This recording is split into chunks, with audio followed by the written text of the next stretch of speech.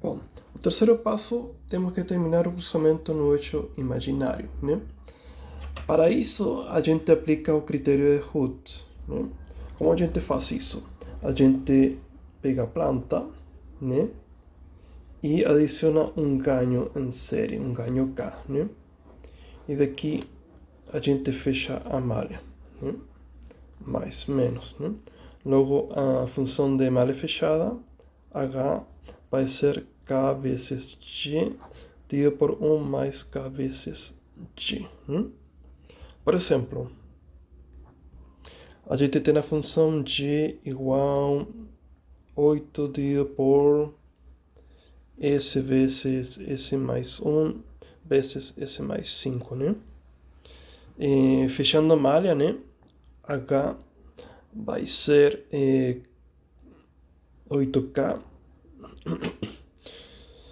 dividido por S cubo mais 6S quadrado mais 5S mais K, né? Então agora fazemos a tabela root, né? Então, esse termo, né?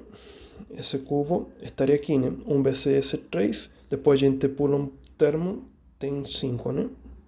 E o seguinte seria 0, né? Agora, esse quadrado seria o termo desse quadrado, né? Seria 6. O seguinte par, né? Eu pulo um espaço, seria K, né? Seria K e aqui 0, né? Agora fazemos a conta para achar esse termo aqui, né? Seria 5 vezes por 6, 30, menos 1 vezes K, dividido por esse valor, né? Dividido por esse valor, certo? Esse termo aqui seria 0 por K menos 5 por 0, 0, né? E esse 0. Bom, aqui seria esse valor por esse valor menos 6 por 0 vai ser 0 dividido por esse mesmo valor. Ou seja, vai sobrar K, né? Bom, agora a gente tem que fazer os termos positivos. Esse é positivo, positivo, então esse tem que ser positivo, esse tem que ser positivo, para que a função seja estável, né? Então K tem que ser obrigatoriamente maior que zero. Na verdade, não existe K negativo, tá? Se houver algum K negativo, vocês ignoram, tá? Bom, e esse termo aqui tem que ser maior que zero também, né? 30K menos 30 menos K dividido por 6 tem que ser maior que zero, né? Ou seja, que K tem que ser menor que 30, certo? K tem que ser menor que 30, certo? Bom, então, para que seja válido, né? Para que seja estável, o K deveria estar entre 30 e 0, sempre positivo, certo? Sempre positivo. Qual seria o ganho crítico, né? Ganho crítico, também a gente chama Ku, né? Aquele ganho crítico seria. Vamos pensar um pouco. Se fosse zero, trabalhar nos polos. Nos polos não funciona o sistema, né? Teria que ser aqui em 30, né? Então o ganho crítico teria que ser 30, certo? Para encontrar a frequência de oscilação, sempre a gente pega a coluna do S quadrado, né? Esse quadrado, né? Aqui temos 6 e K, né? Daí eu substituo primeiro termo multiplico por S quadrado mais K é igual a zero, né? E aquele K substituo pelo K crítico, né? Ku, que seria o crítico, certo? Que seria 30. Então aqui temos 6S quadrado mais 30 igual a zero, né? Ou seja que esse vai ser... Bom, o S seria mais ou menos J5, né? Daí J raiz de 5 seria 2,24, né? Então sabemos que o S vai ser ômega D Por quê? Porque quando temos o ganho crítico, a gente está no eixo imaginário, certo? Está no eixo imaginário, né? Aí tem o ganho crítico, certo? Ou seja, o S não tem parte real aqui, né? Tem parte imaginária apenas. Então a parte real vai ser 0 mais j ômega d, né? Lembrando que esse termo é sigma, né? Ok? É por isso que no ganho crítico o S vai ser j ômega d, né? E esse aqui vai ser o cruzamento ômega d, certo? O cruzamento no eixo imaginário, certo? Bom, logo daquele exercício, né? Temos um cruzamento aqui em J224 e um cruzamento aqui em menos J224. Né? Então a curva vai fazer algo assim, né? Aí, certo? Bom, aí vocês podem demonstrar que os segmentos no eixo real são esses daí, tá? E o ganho crítico nesse ponto vai ser 30, certo? Bom, o quarto passo é o cruzamento no eixo real se existir, né? Bom, um cruzamento eixo imaginário a vezes não tem cruzamento eixo imaginário, né? Bom, então, aqui temos dois casos, né? O primeiro caso é quando não tem zeros, né? Não tem zeros, né? Qual é a forma de obter o cruzamento eixo real quando a função não tem zeros, né? Bom, o g ds vai ser algum ganho, né? Algum ganho, né? Dividido por um denominador, certo? Então o que a gente faz? A gente deriva o denominador, né? Deriva o denominador, né? E iguala a zero, desculpa. É em função de s, né? Deriva em função de s. Por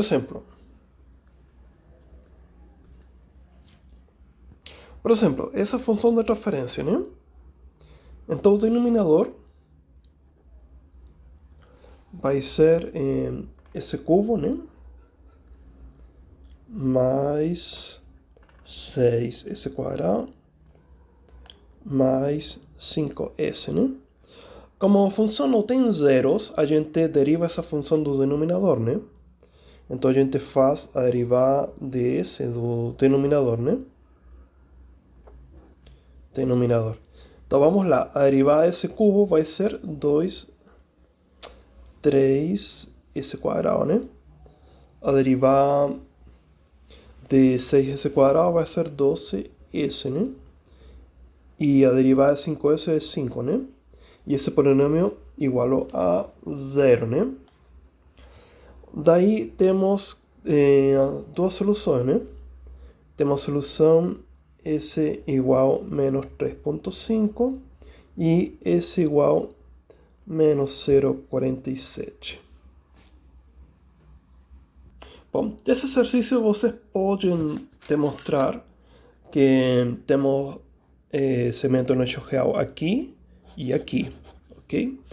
Então, possíveis cruzamentos são cruzamentos é menos 3,5 e menos 0,47, né? Podem ver que menos 3,5 não pertence ao lugar geométrico, né? Logo, esse aqui não pertence ao lugar geométrico raiz, então esse aqui é descartado, tá? E esse outro cruzamento é menos 0,47, né? Então esse aqui está mais ou menos por aqui, né? Menos 0,47. Então aqui temos um cruzamento, né? Então, de fato, a curva passa por aqui, cruza o eixo real e passa por aqui. Ok? Bom, agora o caso 2. Quando a função tem zeros, a gente faz o seguinte. A gente faz a somatória de 1 sobre s mais os polos, né? E a gente iguala a somatória de 1 sobre s mais os zeros. Ok? Por exemplo, a função g de s igual a s mais 2 dividido por s quadrado mais 2s mais 1, né? Então aqui vai ter um polo, os polos vão ser S igual menos 1 e o outro polo também vai ser menos 1, certo? E os zeros, o S vai ser menos 2, ok? Então faço a somatória. Faço a somatória 1 sobre S mais 1 sobre S mais 1, que seriam os polos, igual 1 sobre S mais 2, que seriam os zeros, certo?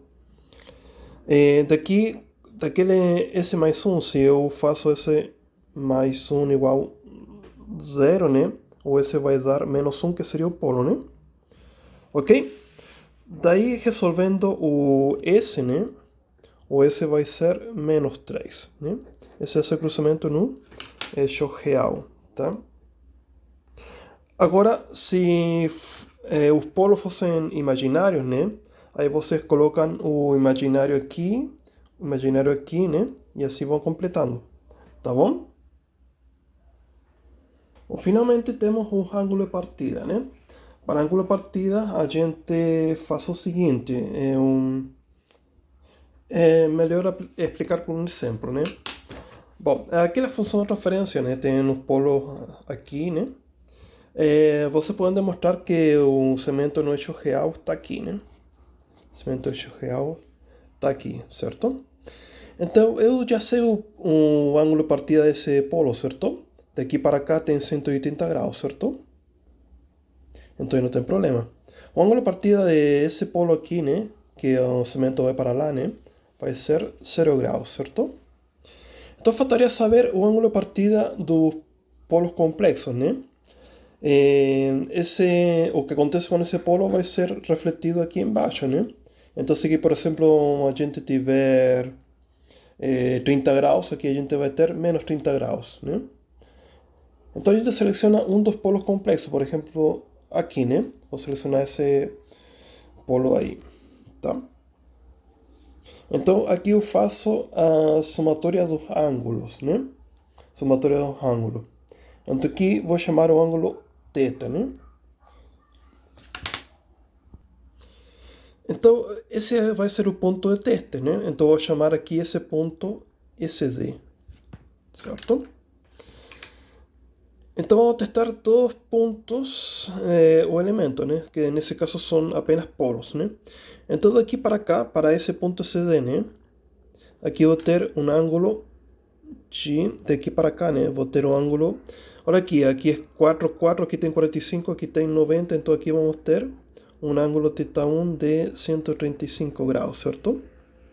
Agora daquele polo aqui, né? Daqui até o ponto CD, né? Vou ter 90 graus, certo? 90 graus, que seria θ2, certo? Desse polo para o ponto CD também vou ter 90 graus, né? Então θ3 igual a 90 graus, ok?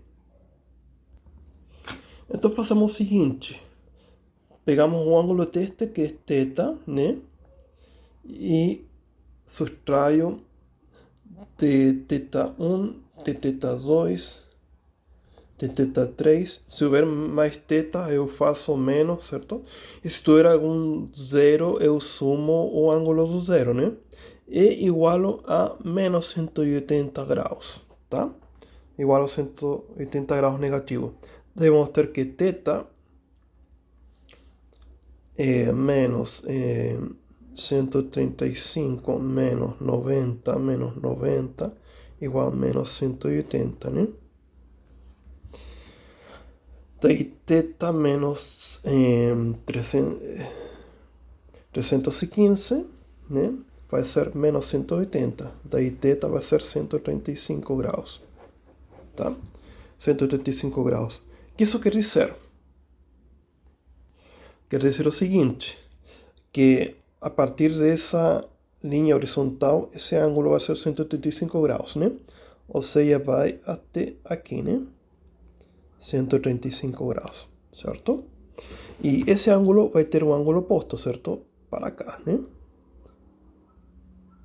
Esse ângulo vai ser esse aqui, né? Polo negativo, né? Tem um erro aí, tá? Esse ângulo é negativo porque polo é negativo, né? certo? Aí o ângulo seria menos 135, ok? Agora sim. Então, menos θ 1, menos θ2, menos θ3, menos 180, né? Aqui vai ficar menos θ menos 315 igual a menos 180, então θ dá menos 135, né? Ou seja, θ vai dar menos 225 graus, né? Mais 225 graus, né? Menos 135 equivale a 225 graus, tá? O que isso quer dizer? Quer dizer o seguinte, que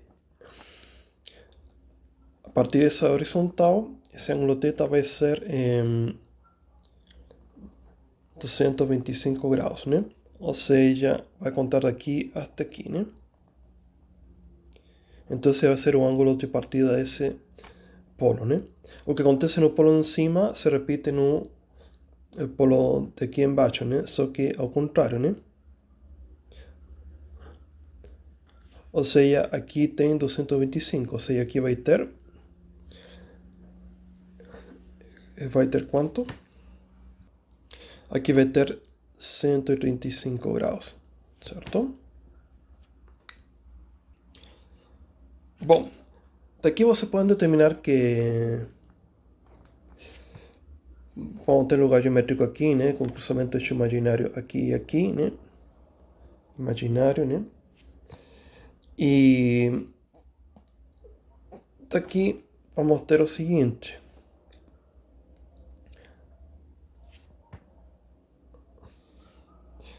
A gente pode obter que assíntotas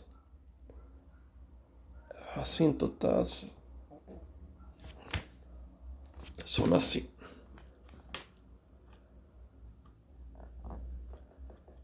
Assíntotas são assim, né?